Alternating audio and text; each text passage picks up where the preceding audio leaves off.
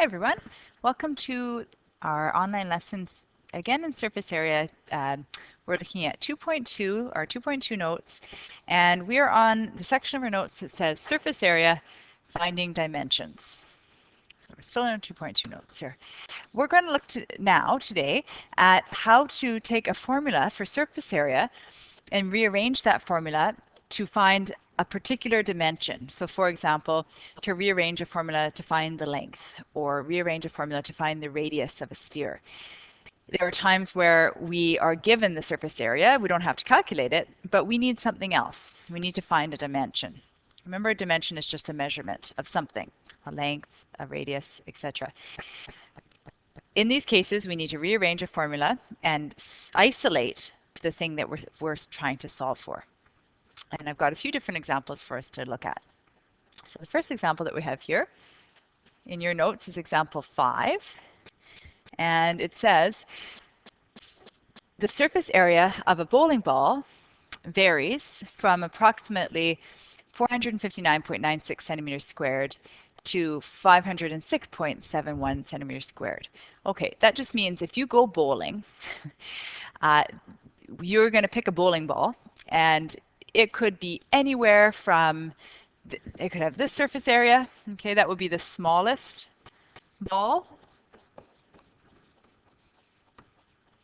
all the way up to this surface area. That would be the biggest ball. And it's possible that you could have a ball that's in the middle there, okay, maybe around 500 or 502, 503 centimeters squared. So basically we just have some variation. So it's saying there's a size difference from the smallest ball up to the biggest ball. What is the variation in the diameter of the ball? So we're going to compare the smallest ball to the biggest ball, and instead of comparing surface area, which they've already done for us, we're going to figure out what is the diameter of each of these balls. Okay, the smallest ball and the biggest ball. So we're actually going to end up doing two different questions here. Okay, so let's start off with the fact that a bowling ball is a sphere. Okay, we know that's true. It's a sphere. And the formula for surface area of a sphere is equal to, well, they give us two formulas. If you look at your data pages, they give us 4 pi r squared, or they give us this one, surface area is equal to pi, okay, d squared, which is, these are the same formula. The only difference is that d is equal to 2 pi. And so in the second formula, okay, they're using the diameter. In the first formula, they're using the radius, but they have, because the radius is half of the diameter, in other words, d equals 2r, if you square that, we get 4r squared, okay, instead of d squared. So it doesn't matter which one you use on any given question, they're going to give you the same answer. Okay, now in this particular question, let's just think about what we're doing here for a moment. We're looking at two bowling balls. So we have the small ball, and it's a sphere, so it looks like this. Okay, and then we have the bigger ball, or the biggest ball. Okay, and it's bigger. Maybe not by much. The surface area is just a little bit bigger. It looks like about 7 centimeters squared difference. Okay, and here we have, we know the surface area of this ball. Okay, and we know the surface area of this ball. And what we're really asking is, what is the diameter, so the distance across the small ball, okay, compared to the diameter, or the distance across the big ball. Okay, so we're going to find the diameter in both cases because we have two different surface areas. So let's break this down, okay, and we're going to look at finding the diameter,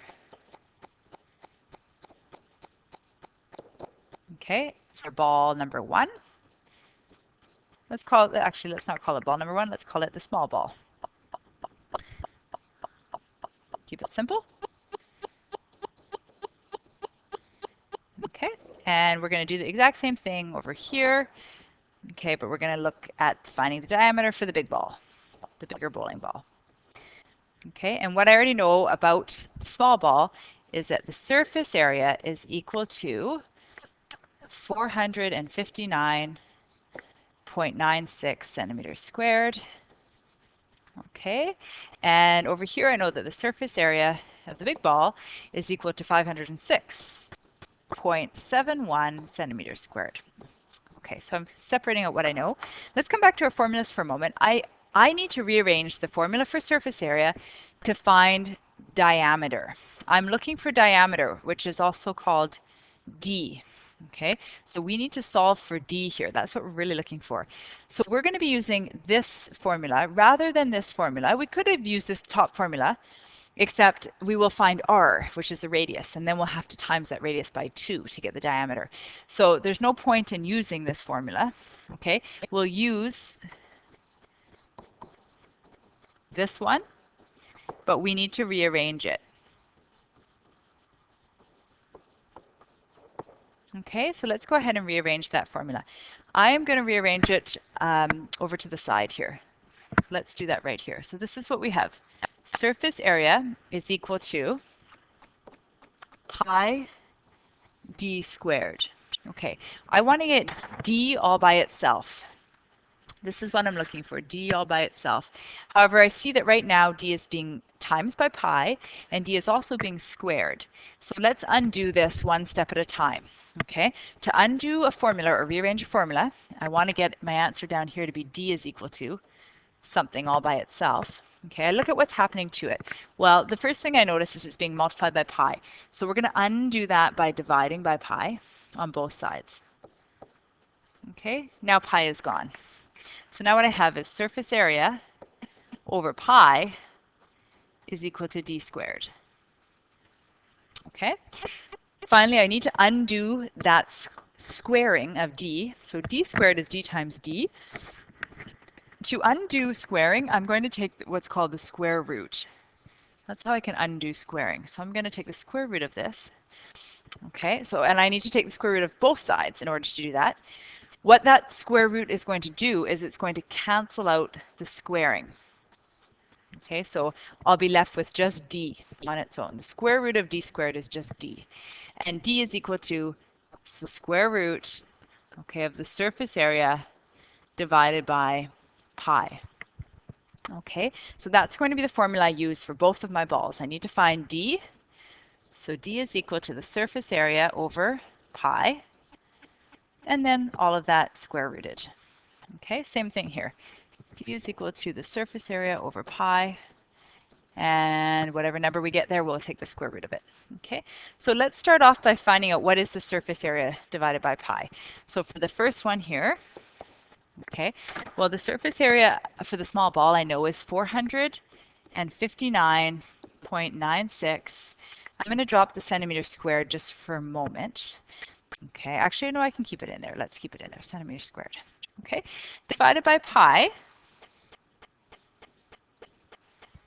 Okay, and I'm going to keep the square root symbol around this just to remind me that I do eventually have to square root it. But let's do what's on the inside first. So we get, that's pi. Okay, 459.96 divided by pi is going to give me 146.4. And I'll have centimeters still squared on the inside. Okay, I'm going to take the square root of that number, and on your calculator, okay, to take the square root of a number, you will have a little button that looks like this. So square root, you have a button that looks like this on your calculator. Okay, and you're going to use that button, so you're going to hit that button, and then you're going to type in 146.4 equals, and you should get 12.1. Some people will have to put the number 146.4 in first and then hit the square root button. So please maybe pause this lesson right now, take a moment, try with your calculator taking the square root of 146.4 and make sure that you're getting 12.1, okay, as your answer.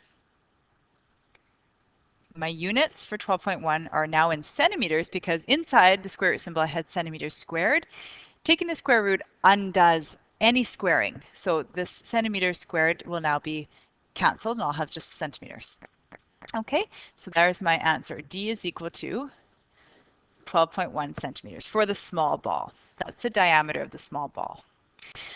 We can come over to the other side and do the same thing over here. This time I'm going to solve for the diameter of the big ball. And d is equal to, again, square root symbol. Okay. Inside that square root symbol, I have the surface area, which is 506.71. Okay, centimeters squared. I can add those right there. Divided by pi. Okay, and so again, let's just do the inside math first. 506.71 divided by pi gives you 161.29. And I'm still in centimeters squared because I haven't square rooted yet. And again, if I take the square root of that number, I get 12.7, and my units are now in centimeters instead of centimeters squared because I took the square root. And there's the diameter of the big ball. So the difference in the two diameters, if you compare them, okay, the big ball is only 0.6 centimeters bigger in diameter than the small ball. And so I could write that like this on a nice clean new page. I could say my final answer is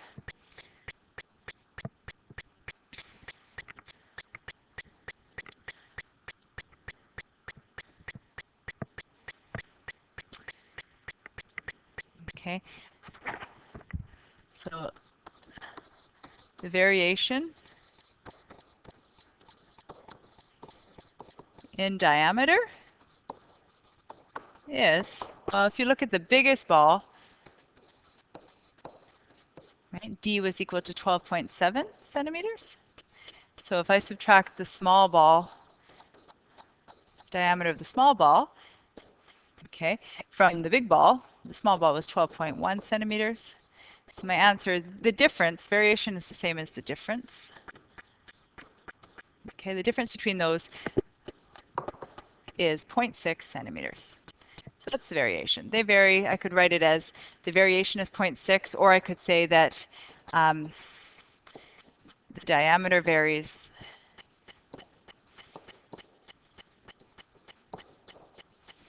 from 12.1 centimeters to 12.7 centimeters. So smallest to biggest. Okay, and that would also be a correct way to say my final answer. A little bit of a tough question to start with. Okay, let's try another question here. Example number 6 on the next page. Calculate the surface area of a sphere with a circumference of 95.8 meters. Express your answer to the nearest tenth of a square meter. Okay, let's break down. First of all, let's just break down what we have. We're talking about a sphere. So right away, I'm going to draw myself a diagram of a sphere. So here's a sphere.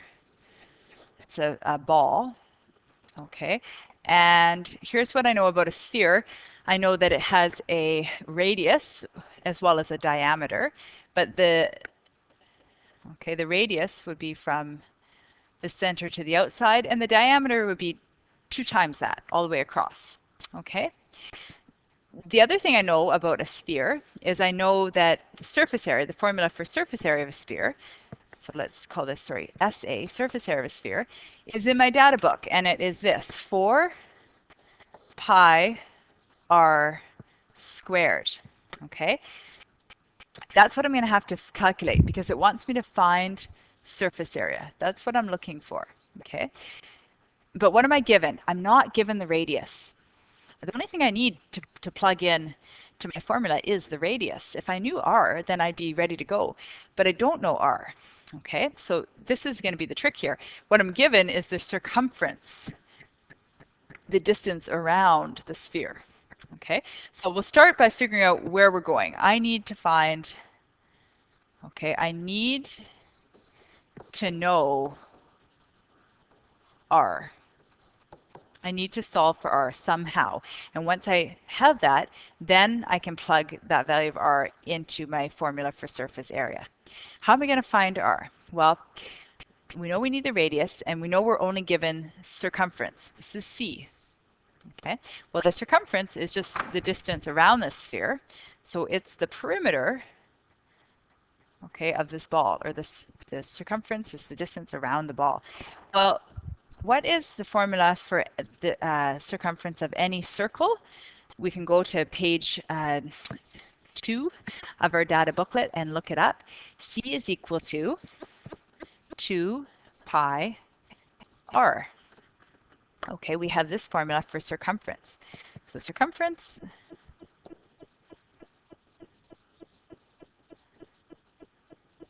has this formula. C is equal to 2 pi r.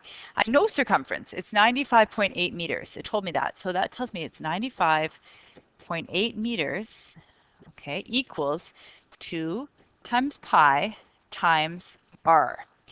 If I could rearrange this formula right here, then I could find r. So I'm going to rearrange the formula, okay, for circumference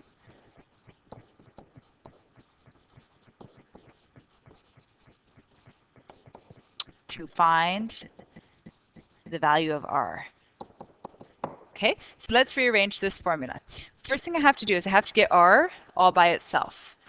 Okay, that's what I'm aiming to do, get r all by itself. Well, right now r is being multiplied by 2 and it's also being multiplied by pi. So, sorry, I'm going to divide, okay, this side by 2 pi. I'm going to undo what's being done to the r, and I have to do the same thing to the other side to keep it equal. So I divide both sides by 2 pi. That gets rid of 2 pi over here. And what I have is 95.8 meters divided by 2 pi on the bottom equals the radius, equals r. Well, let's do that math. 95.8 divided by 2 pi is equal to r, okay, is equal to 15.25, and my units are meters because that's what I had for circumference. So there is my radius. Okay, so now we're going to just plug this value for r into the surface area formula. So go back up here for a moment. Here's my formula for surface area. Now that I know r, I can plug it in. Okay, let's do that. I've got some space for you in your notes to do that. Okay, right here it says now let's calculate the surface area. So let's do that. Okay, we've got surface area formula equals 4 pi r squared. Okay, and so we're going to put in 4 pi. Now, instead of r, I'm going to write the value 15.25 because I know that's my value of r, and I have to square that number. And so my answer for surface area is going to come out to be, well, 15.25, if I square that, it's going to give me 232.56. Okay, that's squared. And I still have to times it by 4 and by pi. Okay, and so my final answer is going to be 2,922.5. That's my surface area.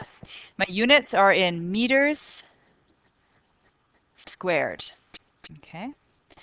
Here, when I squared this meter, I got meters squared, and I should carry that meter squared all the way down. There's my answer. So surface area is equal to 2,922.5 meters squared. And I rounded it at the first decimal place, which is 1/10 of a meter squared, because that's what the question asked me to do. It said round it to the nearest 1/10 of a square meter. And there's my answer.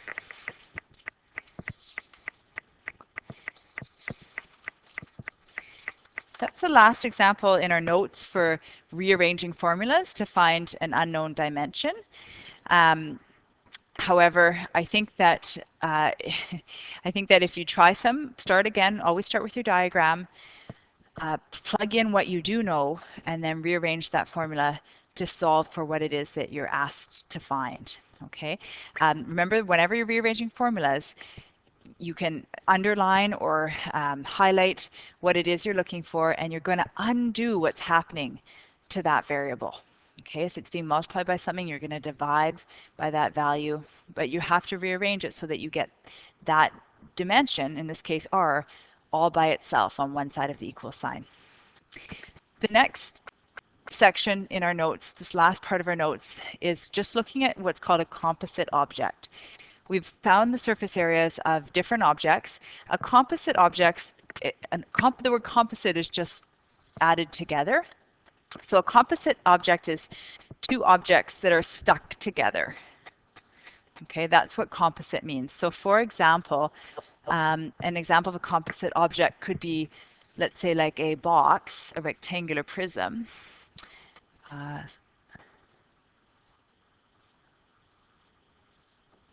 Okay, with, let's say, a pyramid on the top. Okay, so let's say if we put a pyramid on the top, like that. Okay, we would have a pyramid stuck on top of a box or a rectangular prism.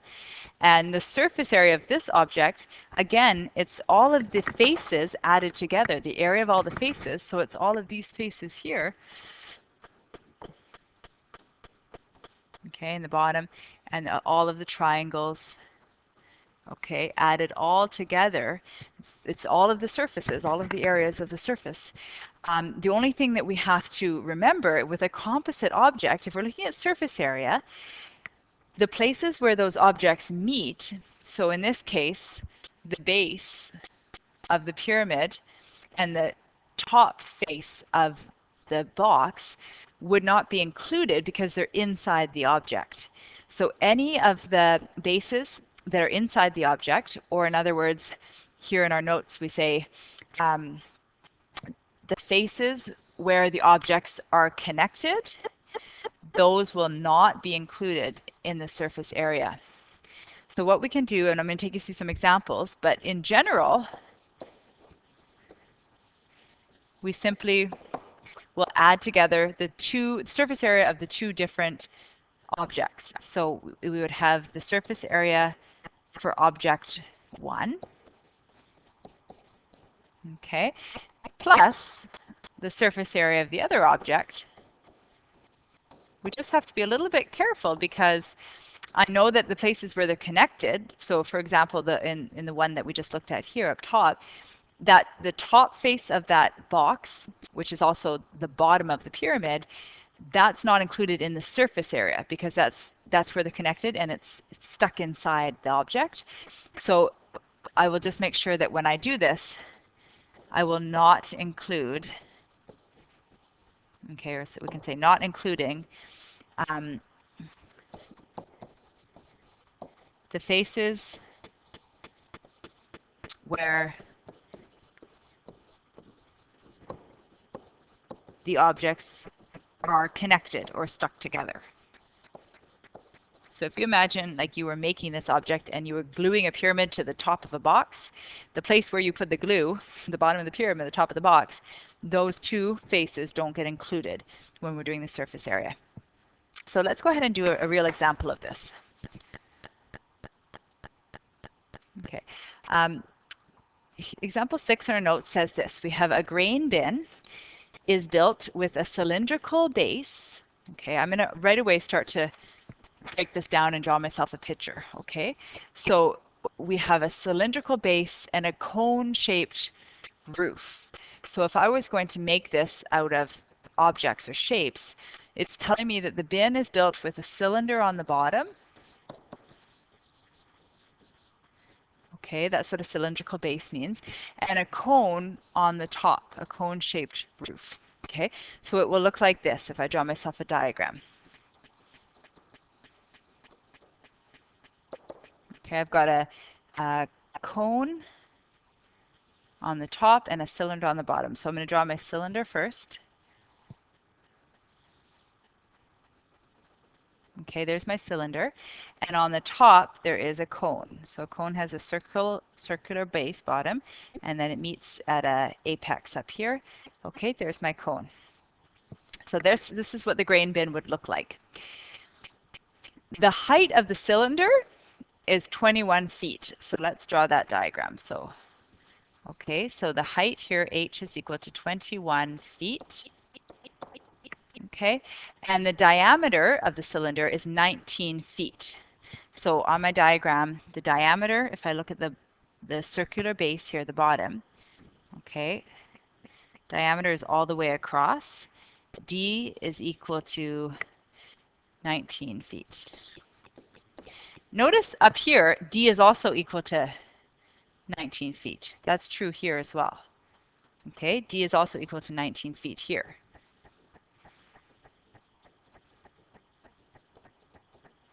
Okay. The height of the grain bin from the base to the vertex of the cone is 25 feet. For this question right now, I'm actually going to take this out for you. I just want to make this a little bit more simple because I'm going to give you the slant height of the cone instead.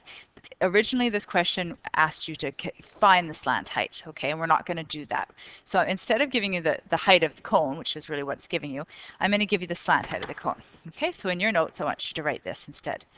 Okay, so the slant height of my cone, S, is equal to 10.31 feet.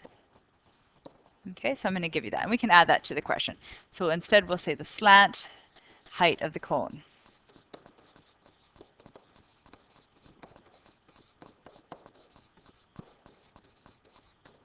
is 10.31 feet. Okay, so all we're doing is giving you enough information here to draw yourself a diagram, a cone stuck to a cylinder, and label all the dimensions that we know. Okay, what we want to do here is we want to cover this grain bin, so cover the surface, okay, with steel. So we're looking at covering it with steel. This could be something like another question might say, if we wanted to paint the outside of the grain bin, okay, same as covering it with the material. What would be the surface area? How much steel, how many square feet of steel would be required? Or how much paint would be required to paint this whole composite object? All right, so the trick here is to think, well, if I'm going to cover this object, I want to find the surface area. And what will I be covering? Well, I'll be covering all of the areas that are on the outside. So I will be covering everything except, this is what I won't include. Okay, I won't be including the bottom circular base of the cone. Okay, so let's say what we won't include. So we will do not, okay, include, or in other words, we won't cover these. The bottom circle,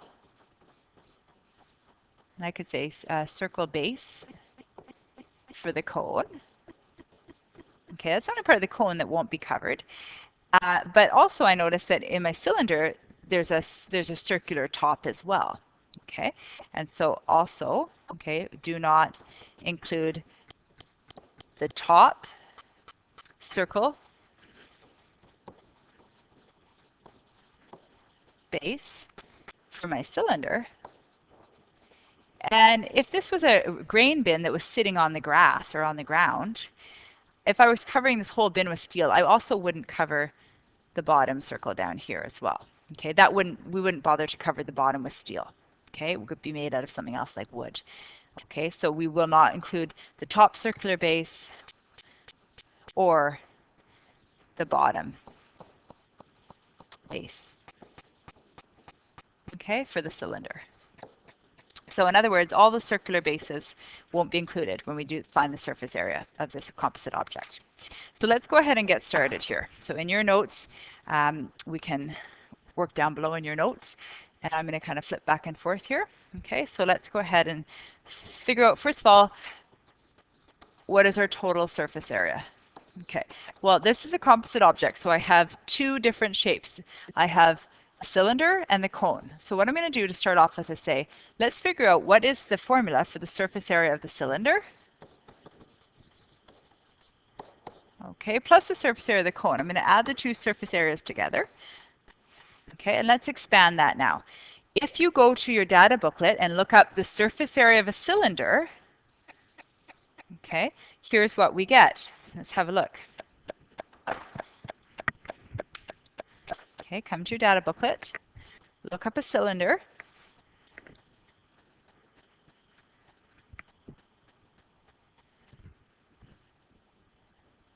Okay, so in our data booklet, here's the cylinder, and here's a cone.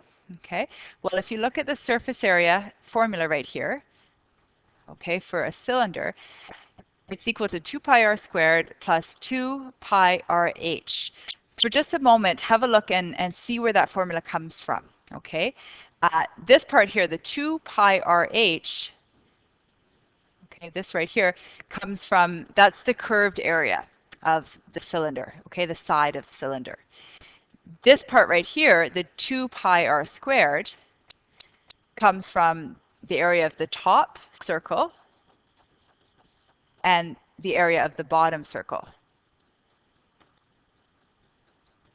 Okay, so the 2 pi r squared here, those are the circular bases, and I'll just say the circle bases to keep it simple. Okay, and this is the curved side. Okay, so when we're going to plug that formula in, but let's remember what the 2 pi r squared stands for and what the 2 pi rh represents, which is the curved side. Okay, with our cone, if you look at the surface area for a cone, again, let's break down the surface area formula. The pi r squared comes from this right here, the area of the base. Well, the base is the circle. It's the bottom circle here, right? So this is, again, okay, this is the circular base. And the rest of it, the pi rs, comes from the lateral area or the curved surface of the cone. So the side of the cone, or the curved, we'll call it the side for now. Okay, the side of the cone. So I'm going to go back and write these exact formulas in, but then I'm just going to cancel out any of these bases, okay, or parts of the object that I won't be covering with steel. So let's go back to our question for a second. Okay, and let's do it. So I've got the surface area for a cylinder. I'm going to copy it out the way I see it in my data booklet. It looks like this. It's 2 pi r squared, okay, plus 2 pi rh. But underneath, I'm just going to remind myself what that represents. So the first part here, this is for the two circular bases. Okay, and then the next part is representing the side, okay, of the cylinder. So there's my formula area, my surface area formula for the cylinder. Now let's do the surface area for a cone. And straight from my data pages, I have pi r squared plus pi rs. And again, think about what those represent. Let's write them right underneath. Okay, pi r squared represents the circular base, okay, of my cone, and the pi rs represents the curved side of my cone. So if we come back for a minute and remind ourselves what we're not going to include, okay, we're not including, or in other words, we're not covering any of those circular bases. Okay, so if I draw my diagram for myself again, you've got this diagram, okay, on your notes. Okay, it's these circular bases that we're not including. Okay, so we're going to just cancel them or remove them, okay, from the total surface area. So let's go ahead and remind ourselves we're not including any of the circular bases, so we're not going to include this one. Okay, that takes care of this for the cylinder, the top and bottom circles. And for the cone, I'm not including the bottom circle, so I'm not including that one.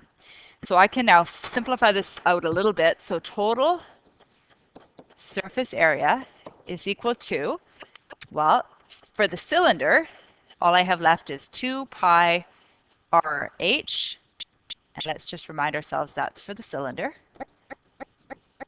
Okay, plus the only thing I didn't cancel for the cone was the pi rs.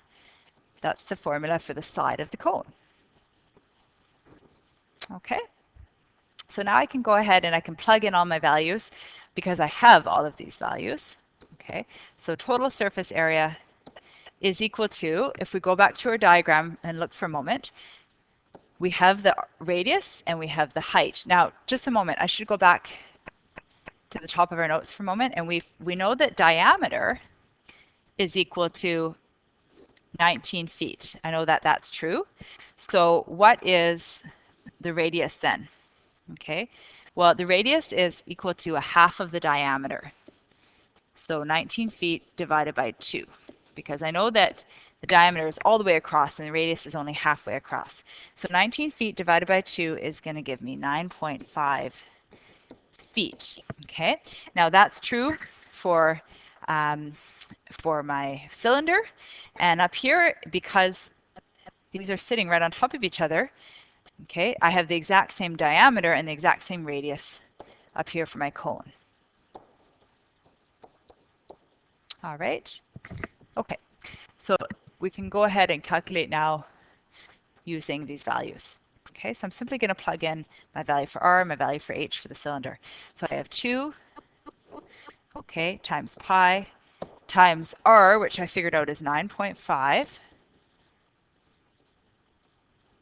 Okay, times H, the height of the cylinder, if I come back, is 21 feet. Okay, so close my brackets. Okay, that takes care of my cylinder. Now my cone, it's going to be pi times the radius of my cone. Well, the radius of my cone was the same. It's times 9.5 feet. Okay, and I have the slant height of my cone. S stands for slant height. If I go back to my diagram, that's given to us. It's 10.31. Okay, so let's put these numbers together. So in total, we've got, if I calculate this, I get, for the first set of brackets, I get 1,253.5. Okay. And I'm going to add to that the second set of brackets. So I've got 307.7 is the product there. Okay, and so my answer, if I add those two numbers together, I get 1,561.2. Surface area is what we calculated. My units were in feet because all my dimensions were given to me in feet. I'm talking about area, so that's going to be feet squared. Okay, and there's my answer. Okay, the other method that you could use is you could calculate the total surface area. So if we come back up here for just a moment, if we use this formula for total surface area, you could have calculated it all and then subtracted all of the parts or all of the faces of the composite object that are not included. So you could have subtracted the area of the two circular bases and then subtracted the circular base for the cone. And that will give you the same answer, but it's a little bit less work to start by canceling out any of the faces or bases that you're not going to include. Okay, and these composite objects are tricky. They're more difficult. On your worksheet 2.2, you can now try part 2. Okay, and you can check your answers with the key is posted on the website and ensure that you're doing it correctly. Okay, thanks for joining me today and good luck. Bye for now.